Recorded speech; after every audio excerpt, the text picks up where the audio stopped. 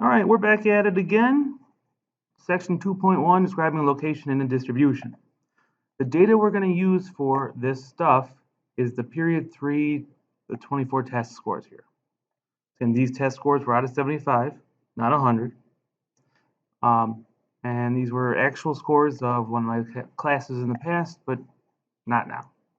You also notice very nicely, I decided to type them in decrease in order. And that's going to help us with what we're doing today. So pth percentile. That means p% of the values in the set are less than a specific value.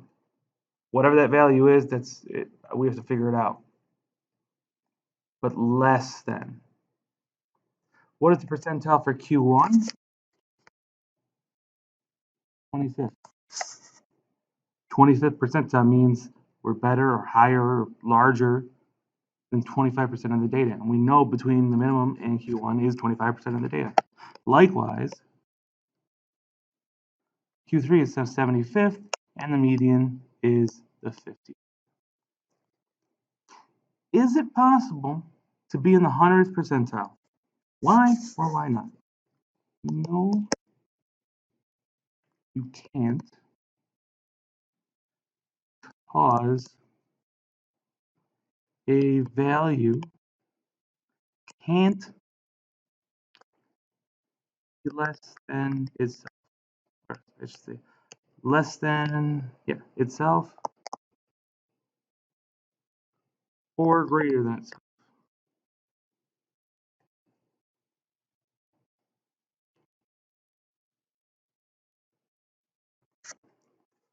All right.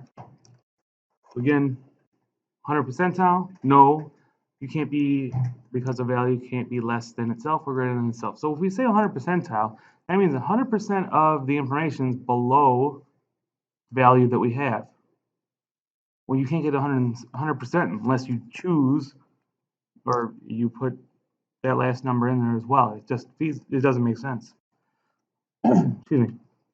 Find the percentile for 63 in the class to explain what it means. Well, let's first look at this example here. So Upjohn's in period 3 in our data set scored a 56. That's greater than 2 values. Then we look at our data. 54, oh wait, what did I say? 56. So we're greater than the 2 lowest values. So we take that 2, divided by the total number of, in this case, test scores, and times 100. So 8.33. Now we don't want 0.33 of a percentile. I don't know how to say 8.33th. So the score of 56 is in the 9th percentile. We round up. It means Upjohn scored better than about 9% of his class. Or vice versa. About 91% of the class did better than Upjohn. I better get to work. So find the percentile for 63 in the class. Explain what this means. Go back to 63. We have 1, 2, 3, 4, 5, 6, 7, 8, 9, 10, 11, 12, 13. Oops, I forget this one. Oh, that's it. 13 spaces, 13 numbers that are less than 63. The first 63 or the last, doesn't matter. 63 isn't less than 63. It's not greater than 63. It's just equal. So we were greater than 13 lowest values, 24. And 4 pieces a day, we multiply by 100. We get 5.41. Oops. 5421. 541. Excuse me. So round that up to the 55th percentile. What does this mean? A 63, let's say a grade. Come on. A grade of 63 on an AP Stats test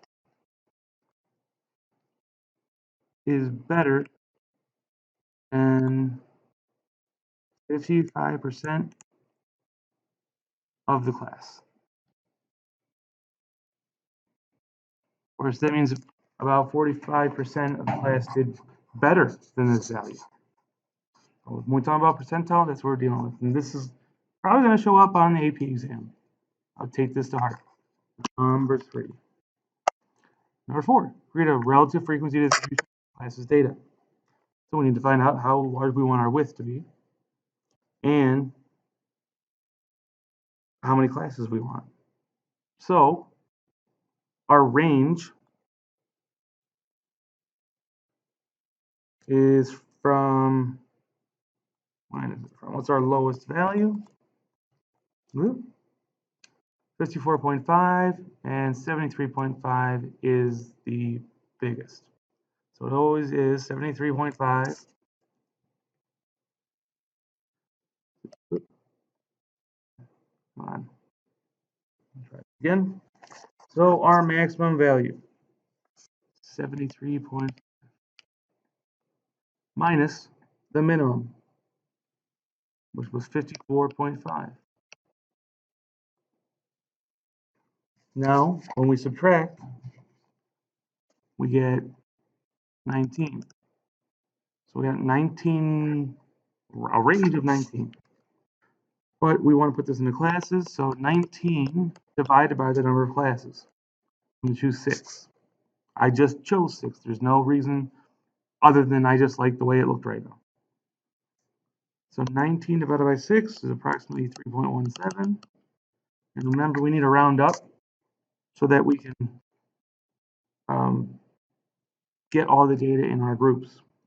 So we'll just do a class width of 4. Pretty straightforward, not anything crazy. We will start, you can start anywhere really, but our lowest score is 54.5. I'm not going much lower than that. And I want multiples of 4 because that's what our class is, just be a little bit nicer. So 54 to 57.9. Now, each class starts 4 after the class before it because the width is 4. So you just add 4 to your first, to your lower class. And you add 4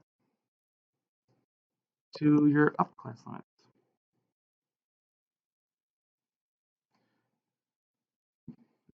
None. That's awful. Try that again. Trying to make a nice table here.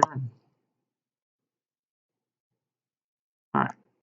Not on the page break, but that's okay. So we'll set this little chart up. The class, where it goes from frequency, relative frequency, and then we're going to look at cumulative relative frequency. So a frequency we just count up, and it's kind of straightforward, 54 to 57.9. Well, how many are there? 1, 2, 3, 4, 5, 6. There are 6 values less than that. So you go through and find all of our numbers. The box over here is an example of what's going on. So it's 6, because it happened, 6 values there. 3, 10, 4, and 1.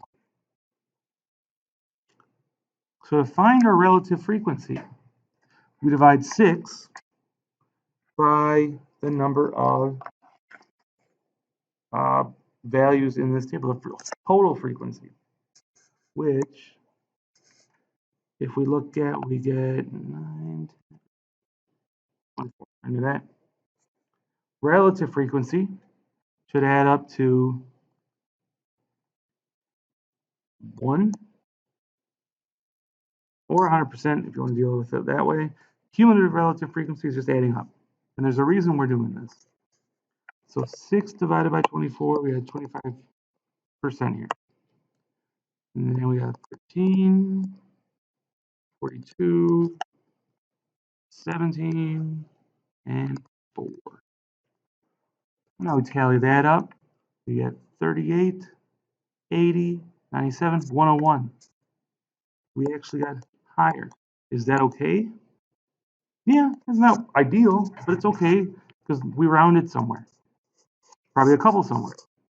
And that's fine. We got our relative frequency, we got our frequency. Our cumulative relative frequency just means I add up relative frequencies as I go. 0.25, 0.38, 0.80, 0.97, and then 1.01. Again, rounding error, not the end of the deal.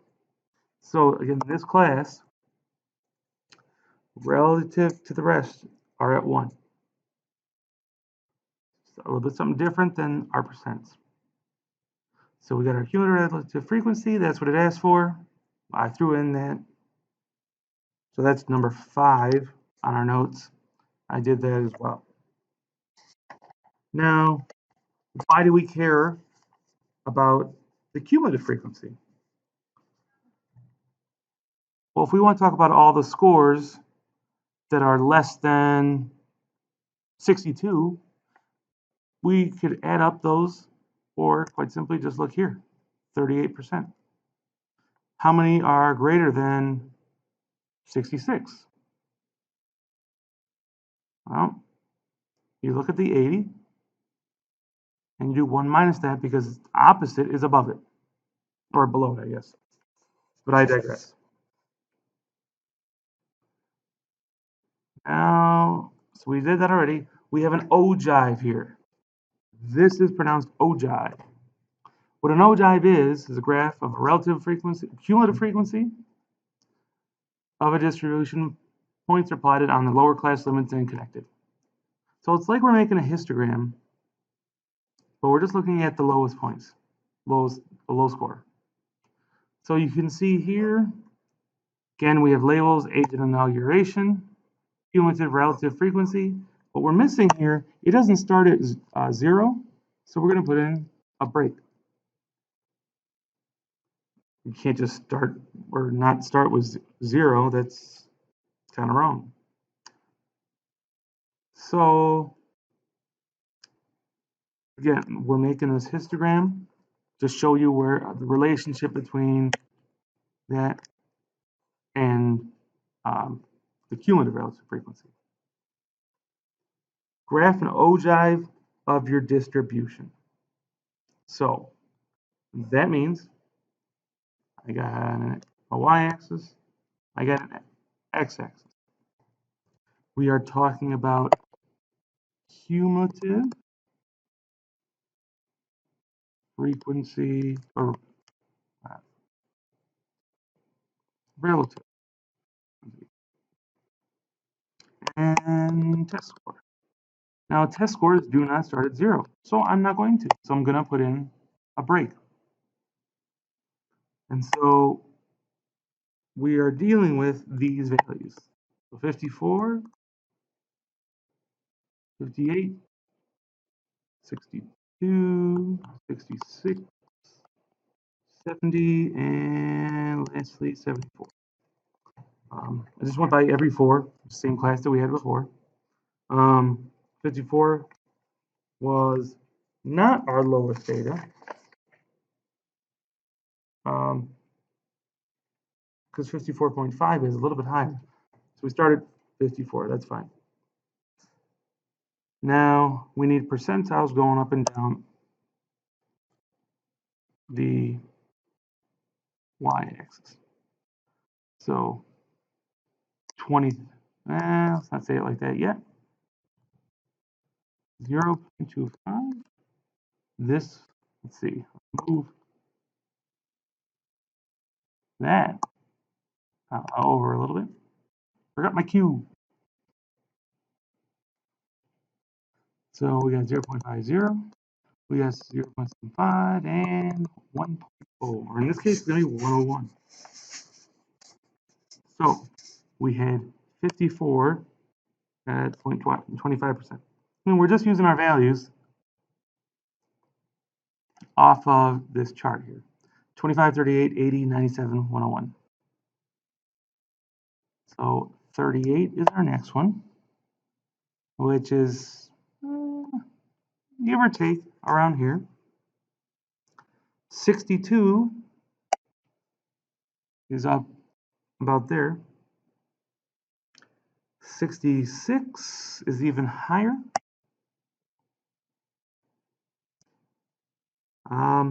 And then 70, our last point, should be all the way up at 1. And so we connect this. So it kind of looks fairly simple. Well, it's just based on my graph. So again, we're missing something. This is Area 3, AP Stats, Chapter 1 scores. Very descriptive. Now my second period is my third period. So again, we just want to describe what's going on here. So here's another ogive that a computer made, so it actually looks like an ogive.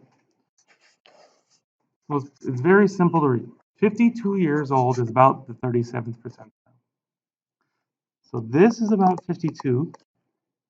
And then you go straight up to the line and straight over to the axis. And whatever number is here is your percentile. So this was about at 37. So 52 years old is about the 37th percentile. I want to backtrack here. Cumulative relative frequency is percentile. We didn't just throw that in there to throw it in there. It goes with what we're talking about. Any values in 66 to 69.9, their percentile is the 97th percentile. I mean, 90% of the data is lower than that. 97% of the scores on the test were less than that. Again, relative frequency, cumulative relative frequency is basically percentile. Now, working backwards, the 90th percentile is about 64. So 90 right in between there. We are going to go all the way to the line and find that value. We drop it. So it's not quite 65. We went 64. I'll graph your test on the ogive. Is this the percentile you calculated before? I guess I have to pick something. Let's say I have a 63. So a little bit here. Whoa. Ideally, you have a straight line. I don't have a straight line. So the percentile is about maybe the 80th percentile. Now percentile for, it shows a different score, so that's not going to help. Woo! And what is the value? What value is the 85th percentile? Well, you go from the 85th, which is a little bit lower here, and we go across till we get to the line is graph, and then we go directly down. So maybe that's a little bit more like 64, 64 and a half. And that's how we do our measures of position.